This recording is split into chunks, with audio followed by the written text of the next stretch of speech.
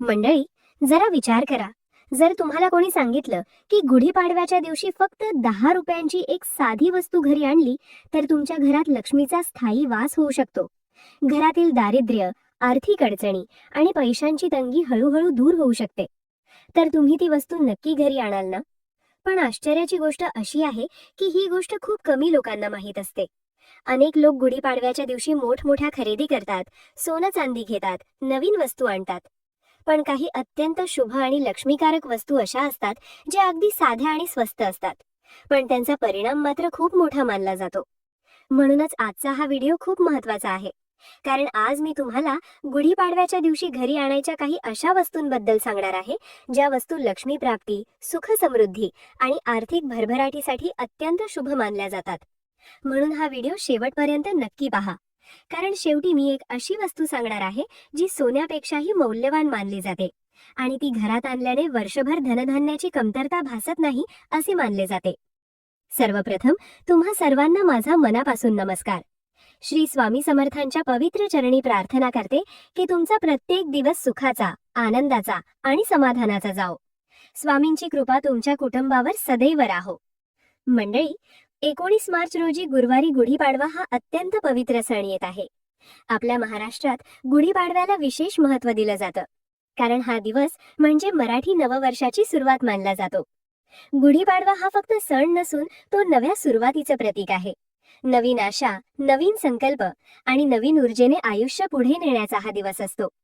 धार्मिक मान्यतेनुसार गुढीपाडवा हा 3.5 मुहूर्तांपैकी एक अत्यंत शुभ मुहूर्त मानला जातो.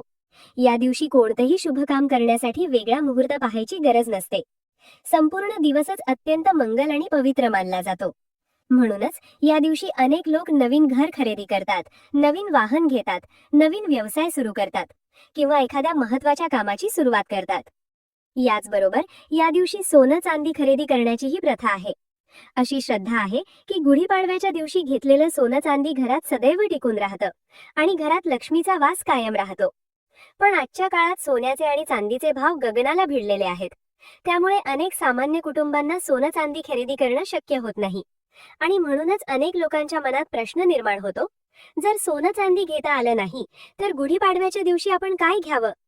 तर मंडळी, काळजी करण्याची अजिबात गरज नाही, कारण आपल्या धर्मशास्त्रात आणि परंपरेत काही अशा साध्या वस्तूंचा उल्लेख केला आहे ज्या सोन्या इतक्याच शुभ आणि लक्ष्मीकारक मानल्या जातात. या वस्तू अगदी साध्या असतात. काही वेळा तर त्यांची किंमत फक्त 10-20 रुपये असते, पण योग्य दिवशी योग्य भावनेने त्या घरी आणल्या तर त्या घरात सकारात्मक ऊर्जा निर्माण होते, आर्थिक प्रगतीचे मार्ग खुलतात आणि घरातील दारिद्र्य हळूहळू कमी होतं असं मानलं जातं. म्हणूनच आजच्या या व्हिडिओमध्ये मी तुम्हाला अशाच काही लक्ष्मीकारक आणि शुभ वस्तूंबद्दल सविस्तर माहिती देणार आहे. पण एक महत्त्वाची गोष्ट लक्षात ठेवा, या वस्तू तुम्हाला गुढीपाडव्याच्या दिवशीच खरेदी करायच्या आहेत. त्याआधी खरेदी करू नका, कारण गुढीपाडवा हा स्वतःमध्येच अत्यंत शुभ मुहूर्त आहे. या दिवशी सकाळपासून संध्याकाळपर्यंत कोणत्याही वेळी या वस्तू घरी आणू शकता आणि जर तुम्ही श्रद्धेने या वस्तू घरात आणल्या, त्यांची पूजा केली, तर घरातील वातावरणात सकारात्मक बदल जाणवू लागतो. आता पुढे आपण एक एक करून त्या वस्तू जाणून घेणार आहोत. आणि सर्वात पहिली जी वस्तू आहे ती इतकी साधी आहे की ती प्रत्येकाच्या स्वयंपाकघरात असते, पण तिचं धार्मिक महत्त्व खूप मोठं आहे. ती वस्तू म्हणजे मीठ. आता तुम्हाला प्रश्न पडेल, मीठासारखी साधी वस्तू लक्ष्मी प्राप्तीसाठी कशी उपयोगी ठरू शकते? याचं उत्तर खूप रोचक आहे आणि पुढे मी तुम्हाला मीठाशी संबंधित एक असा उपाय सांगणार आहे जो अनेक लोकांच्या जीवनात सकारात्मक बदल घडवून आणतो असं मानलं जातं. म्हणून पुढचा भाग काळजीपूर्वक ऐका. आपल्या स्वयंपाकघरात मिठाशिवाय कोणताही पदार्थ पूर्ण होत नाही. अन्नाची चव वाढवण्याचं काम मीठ करतं, पण फक्त स्वयंपाकापुरतंच त्याचं महत्त्व नाही. ज्योतिषशास्त्र आणि वास्तुशास्त्रात देखील मिठाला अत्यंत विशेष स्थान दिलं गेलं आहे. असं मानलं जातं की मिठामध्ये नकारात्मक ऊर्जा शोषून घेण्याची विलक्षण क्षमता असते. घरातील वाईट ऊर्जा, अस्वस्थ वातावरण किंवा सतत निर्माण होणाऱ्या अडचणी कमी करण्यासाठी मिठाचे काही उपाय सांगितले जातात. म्हणूनच गुढीपाडव्याच्या दिवशी थोडंसं मीठ घरात आणणं अत्यंत शुभ मानलं जातं. या दिवशी तुम्ही नवीन मीठ खरेदी करून आणा. ते मीठ थोड्या वेळासाठी देवघरात ठेवा आणि देवांना नमस्कार करून मनोभावे प्रार्थना करा. हे देव, आमच्या घरात सुख, शांती आणि समृद्धी कायम राहू दे. दुसऱ्या दिवशी हे मीठ तुम्ही स्वयंपाकात वापरू शकता.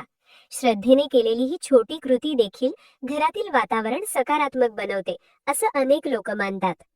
आता पुढची जी वस्तू आहे तीही अत्यंत शुभ मानली जाते. ही वस्तू आहे धने. धने म्हणजे कोथिंबिरीचे बी.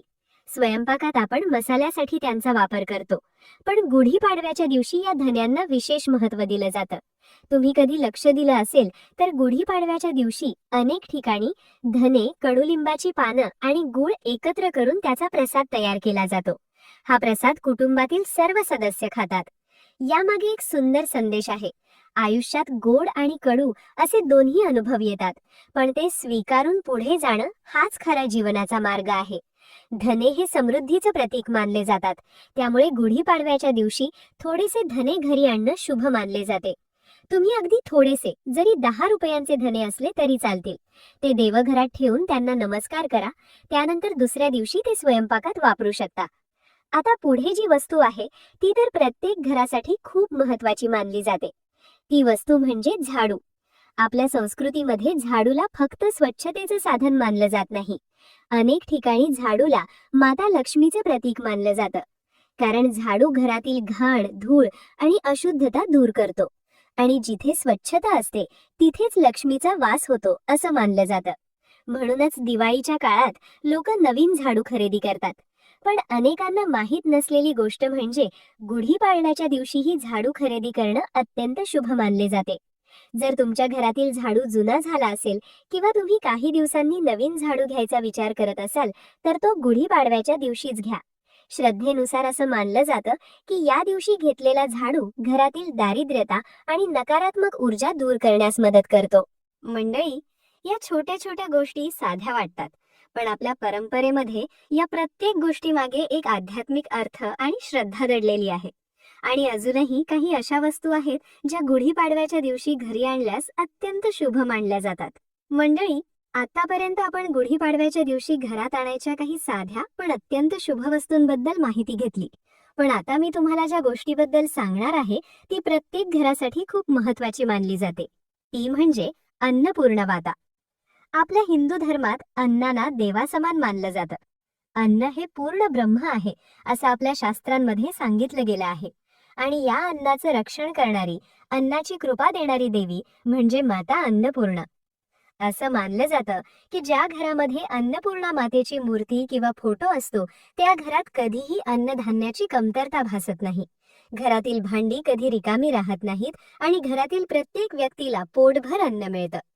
फक्त इतकंच नाही तर अन्नपूर्ण मातेची कृपा ज्या घरावर असते त्या घरात अन्न वाया जात नाही, अन्नाचा अपमान होत नाही आणि घरात नेहमी समाधानाचं वातावरण असतं. म्हणूनच जर तुमच्या देवघरामध्ये अजूनही अन्नपूर्ण मातेची मूर्ती किंवा फोटो नसेल तर गुढीपाडव्याच्या शुभ मुहूर्तावर तुम्ही तो नक्की खरेदी करू शकता. त्या दिवशी ती मूर्ती किंवा फोटो घरी आणा, देवघरात स्थापना करा आणि मनोभावे प्रार्थना करा. श्रद्धेने केलेली ही छोटी कृती तुमच्या घरासाठी खूप शुभ मानली जाते. आता पुढे जी वस्तू आहे ती धनसंपत्तीशी संबंधित आहे आणि अनेक ठिकाणी तिचा वापर लक्ष्मी प्राप्तीसाठी केला जातो. ही वस्तू आहे कवड्या. कवड्या म्हणजे छोटे समुद्री शंखासारखे कवच. प्राचीन काळापासून कवड्यांना माता लक्ष्मीचं प्रतीक मानलं जातं. काही ठिकाणी तर जुन्या काळात कवड्यांचा वापर चलन म्हणून देखील केला जात असे. म्हणूनच अनेक धार्मिक उपायांमध्ये कवड्यांचा वापर केला जातो. गुढीपाडव्याच्या दिवशी तुम्ही 7 कवड्या घरी आणू शकता. शक्य असेल तर पिवळ्या रंगाच्या कवड्या घ्या. जर पिवळ्या मिळाल्या नाहीत तर पांढऱ्या कवड्या देखील चालतील. पांढऱ्या कवड्या घेतल्या असतील तर त्यांना थोडीशी हळद लावून पिवळ्या रंगाच्या करा, कारण पिवळा रंग हा भगवान विष्णू आणि माता लक्ष्मीशी संबंधित मानला जातो. यानंतर एक स्वच्छ लाल रंगाचा कपडा घ्या. त्या कपड्यामध्ये या 7 कवड्या ठेवा आणि त्याची छोटी पोटली तयार करा. ही पोटली तुम्ही देवघरात ठेवून देवी लक्ष्मीची प्रार्थना करा. त्यानंतर ती पोटली तुमच्या घरातील पैशांच्या तिजोरीमध्ये किंवा जिथे पैसे ठेवतात त्या ठिकाणी ठेवून द्या. असं मानलं जातं की श्रद्धेने केलेला हा उपाय घरातील आर्थिक अडचणी कमी करण्यास मदत करतो. घरात धनसंपत्ती टिकून राहते आणि पैशांचे मार्ग हळूहळू खुलू लागतात. मंडळी, या सगळ्या गोष्टींच्या मागे एक महत्त्वाचा मुद्दा आहे, तो म्हणजे श्रद्धा आणि सकारात्मक भावना.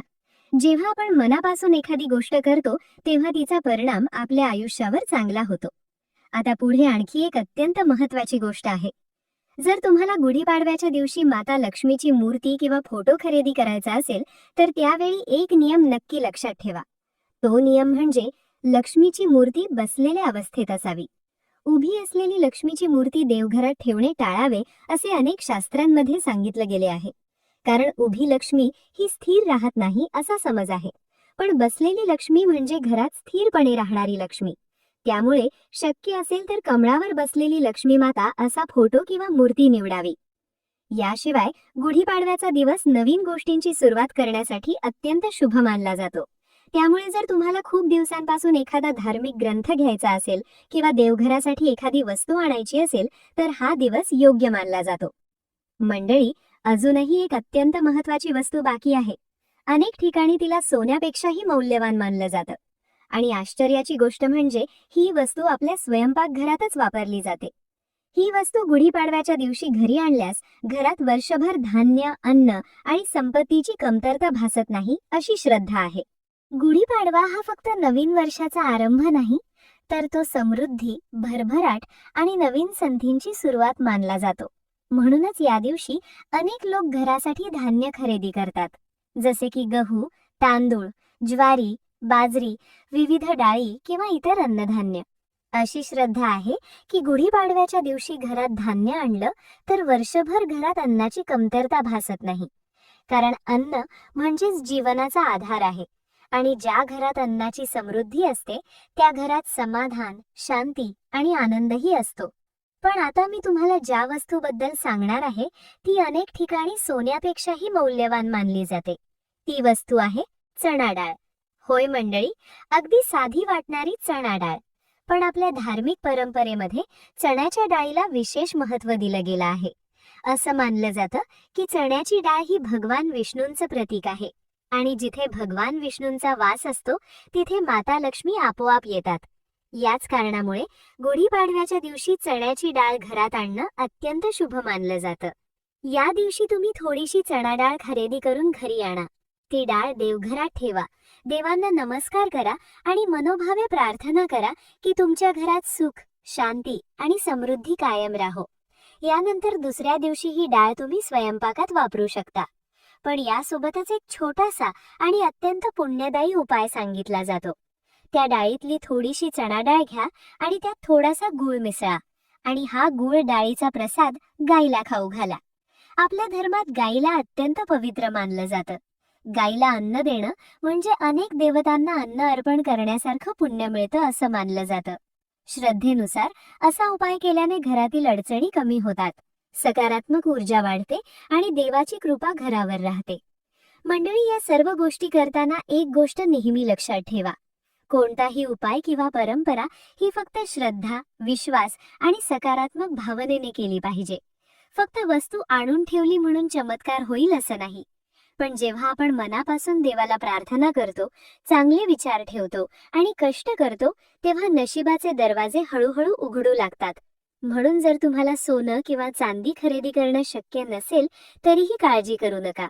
मी सांगितलेल्या या वस्तूंमधून एक जरी वस्तू तुम्ही गुढीपाडव्याच्या दिवशी घरी आणली तरीही ती अत्यंत शुभ मानली जाते. मंडळी, गुढीपाडवा हा आनंदाचा, उत्साहाचा आणि नवीन सुरुवातीचा सण आहे. या दिवशी गुढी उभारून, देवांची पूजा करून कुटुंबासोबत आनंदाने हा सण साजरा करा. मी श्री स्वामी समर्थांच्या चरणी मनापासून प्रार्थना करते की तुमच्या घरात सुख, शांती, समृद्धी आणि भरभराट सदैव राहो. तुमच्या कुटुंबावर स्वामींची कृपा कायम राहो. व्हिडिओ तुम्हाला आवडला असेल तर व्हिडिओला लाईक करा. चॅनलवर नवीन असाल तर चॅनलला सबस्क्राईब करा आणि हा व्हिडिओ आपल्या मित्रपरिवारासोबत नक्की शेअर करा, जेणेकरून त्यांनाही ही महत्त्वाची माहिती मिळेल. चला तर मग मंडळी, पुन्हा भेटूया अशाच एका नवीन आणि